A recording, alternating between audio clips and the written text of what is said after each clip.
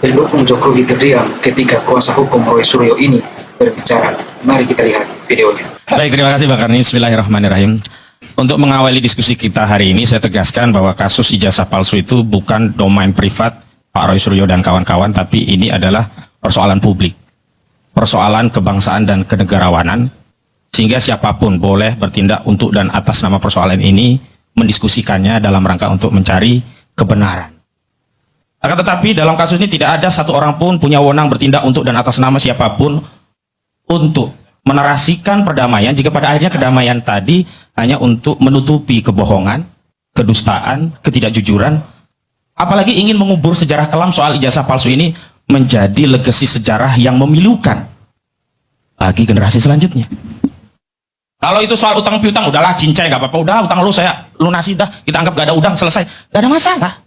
Tapi ini bukan soal ansih perkara private antara dua orang.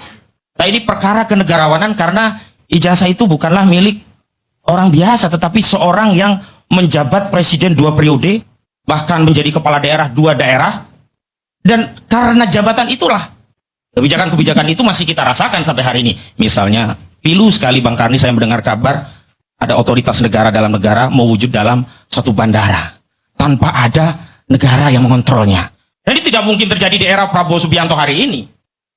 Ini bagian dari legasi kebijakan dari seseorang yang mustahil menjadi presiden kalau dia tidak punya ijazah.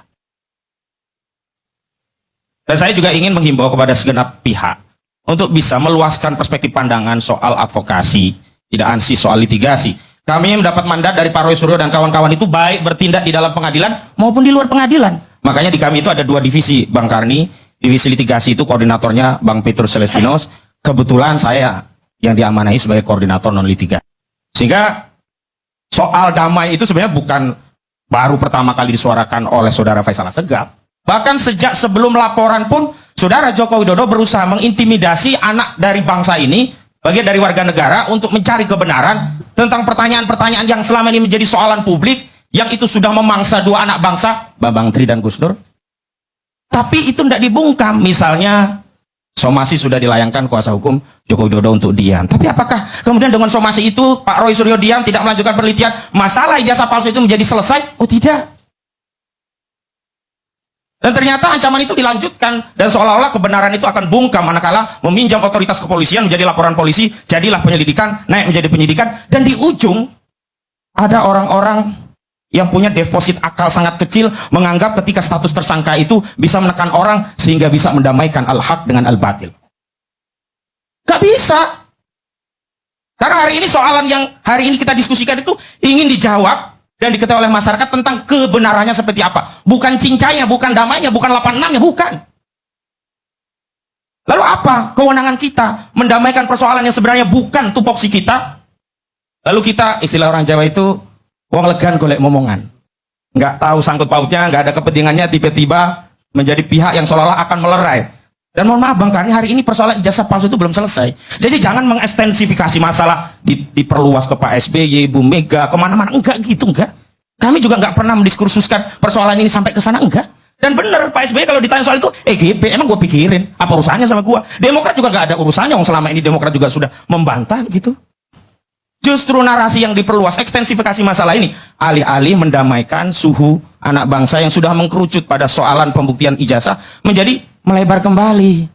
Soalnya ada masalah-masalah implisit dalam persoalan ijazah palsu, padahal persoalannya hanya eksplisit soal ijazah palsu.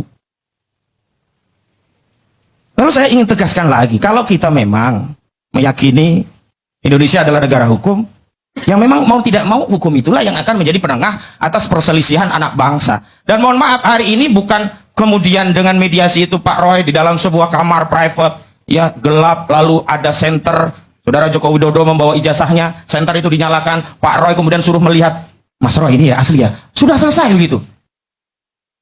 Lalu bagaimana dengan pembersamaan rakyat? Mohon maaf, ini bukan soal Pak Roy datang ke polisi dan seterusnya, ini persoalan publik. Bayangkan, kami mendapatkan apresiasi yang luar biasa dari advokasi ini, dan dalam setiap pemeriksaan Pak Roy Suryo itu selalu ada aktivis emak-emak yang membersamai tanpa dibayar. Artinya apa? Mereka mengasosiasi bahwa masalah ini bukan ansih masalah Roy Suryo, bukan. Ini masalah ketatanegaraan kebangsaan kita yang kalau tidak diselesaikan pasal 169 Undang-Undang Nomor 7 Tahun 2017 tentang syarat untuk menjadi capres dan calon wakil presiden, ini akan problematik. Masa iya kita akan balik lagi di saat negara yang lain sudah bicara yang lebih substansial, kita balik lagi dalam urusan-urusan yang memang itu teknis tetapi menjadi substansial. Kenapa? Karena substansi daripada ijazah palsu itu adalah kejujuran. Value-nya itu. Kita masih ingat bagaimana founding father kita, para pendahulu kita mewariskan bangsa ini, negara ini dengan kejujuran mereka, kesahajaan mereka, dengan amanah mereka. Mohon maaf, bohong itu hanya salah satu dari sifat-sifat munafik. Sebagaimana Nabi SAW bersabda, ayatul munafikuna salasun idza hadasa kataba wa idza wa'ada akhlafa wa idza tumina khon. Kami ini sebagai bagian dari anak bangsa tidak mau dipimpin. Yang pertama, dia pembohong. Sudahlah pembohong, nanti dia menjadi tukang ingkar. Dan ujung dari pembohongan dan ingkar itu adalah khianat. Lalu apa yang akan diwariskan oleh negeri ini kepada generasi selanjutnya kalau kita bersikap permisi terhadap pengkhianatan yang itu ada pada era kita, Bang Karni? Saya tergerak, Pak Roy. Saya nggak dibayar ya, Pak Roy. Saya semuanya ini kenapa? Karena saya lihat ini bukan membela pada kepentingan bangsa, negara, legasi bangsa kita. Apa iya kita mewariskan kepada anak cucu kita kelak? Tuli, wahai anakku, cucuku, bien dahulu kala itu kita punya presiden, ijazahnya tertuduh palsu. Kan harus dikelirkan ini. Dan ini juga kepentingan dari Pak Joko Widodo. Bukan hanya kepentingan Roy Suryo dan kawan-kawan. Lanjut, sebenarnya ada jalan yang paling mudah, sederhana, dan itu bisa sampai pada tujuan untuk melerai kekisruhan ini. Kalau memang tujuannya demikian. Ya, ini soal menunjukkan ijazah itu ke depan publik. Tapi kemudian ada argumentasi yang berliku-liku. Misalnya ditunjukkan pun, ya belum tentu selesai. Saya beri analogi sederhana. Kita sakit kepala, semua orang setuju kita minum paracetamol. Memang nggak langsung sembuh, tapi setidaknya akan meredakan sakit kepala itu.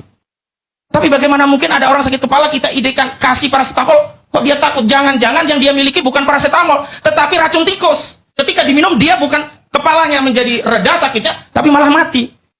Karena itu apakah ketakutan untuk menunjukkan ijazah itu? Memang karena ijazah itu palsu. Sehingga ketika ditunjukkan alih-alih melerai, jadi malah kamu ketahuan ijazah palsu. Itu kan yang menjadi soal. Mobil dan motor Rp12 di promo puncak Shopee 12-12 birthday sale 11 sampai 12 Desember. 6 kali traktiran mobil Rp12 dan 12.000 produk lainnya. Lalu selanjutnya begini. Saya sangat prihatin, lembaga sekelas Komisi Reformasi Polri belum bicara tentang task force-nya apa, evaluasinya apa, restranya misalnya tentang SDM Polri, institusi, kelembagaan, kinerja, hubungan, ya koordinasi dengan lembaga lainnya. Kok tiba-tiba masuk ke ranah yang hari ini sedang berjalan secara proses hukum? Apa kurang kerjaan gitu loh? Apakah di Republik ini nggak ada masalah lain yang bisa diurusi kecuali ijazah palsu? Janganlah begitu. Rakyat kita ini melihat semua. Kita masing-masing sejatinya, Pak Karni, di Republik ini kita sedang menuliskan legasi kita masing-masing.